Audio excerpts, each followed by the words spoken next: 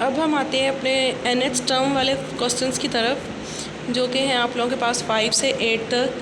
First of all question number 5 का solution देखते हैं, उसमें क्या पूछ रहा है वो।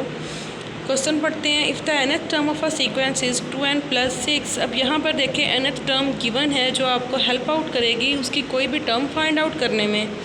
तो अब वो क्या रहा है, हमसे पूछ क्या रहा है, वो कह रहा है जी find the 5th, 10th and 15th terms of this sequence given है। सिंपली हमने n की वैल्यू पहले 5 पुट कर देंगे, फिर 10 एंड देन 15।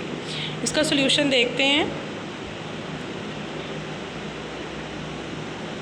जी बेटे, this is the solution of question number 5। इसमें देखिए मैंने सबसे पहले लिखा nth टर्म क्या थी, 2n + 6 थी।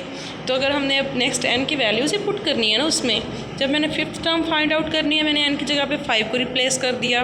तो 2 5s are 10 + 6 which is equal to 16। अब मैंने 10th टर्म फाइंड आउट करनी है तो हम क्या करेंगे, 2 × 10 + 6 विच इज़ इक्वल टू 20 + 6, तो आंसर आ जाएगा 26। अगर मैंने 15th टर्म फाइंड आउट करनी है तो हमने अपनी सीक्वेंस में n की जगह पर क्या पुट करना है, 15। ठीक है, तो 2 × n था, वहाँ पर हमने रिप्लेस किया 15 को +6। 15 2s are 30 होता है, हमें पता है इस बात का। 30 + 6 विच इज़ इक्वल टू 36। ये आपके पास हो गया क्वेश्चन नंबर 5। नेक्स्ट क्वेश्चंस देखते हैं। जी बेटा, क्वेश्चन नंबर 6 में देखें, यहाँ पर वो आपसे पूछ रहे हैं if the nth term of a sequence is 5n - 1। अब ये है तो उसी तरह की सीक्वेंस जो हमने क्वेश्चन नंबर 5 में की है, बस यहाँ पर माइनस हो रहा है, उसके वेरिएबल्स चेंज हो गए हैं।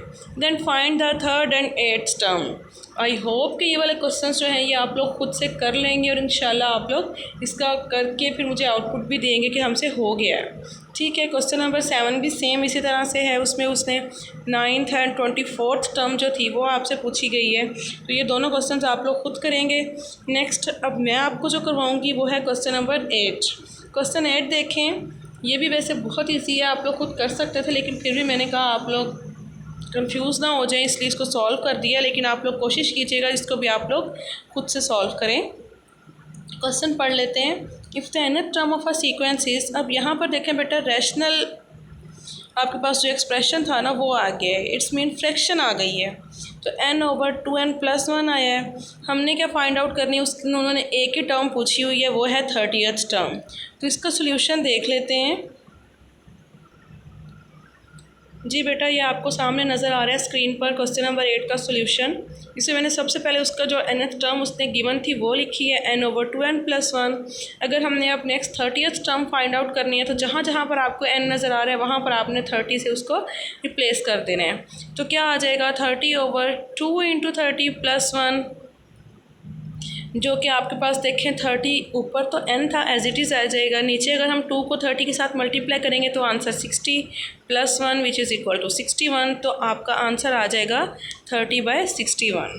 ये आपका आज का टॉपिक था।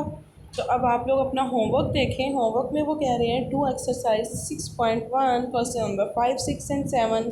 आप लोगों जो क्वेश्चंस मैंने अभी करवाए हैं इनकी भी प्रैक्टिस करेंगे और जो होमवर्क में मेंशन है ये भी आप लोग करके मुझे सेंड करेंगे। ठीक है, फ़ी अमानिल्लाह, टेक केयर।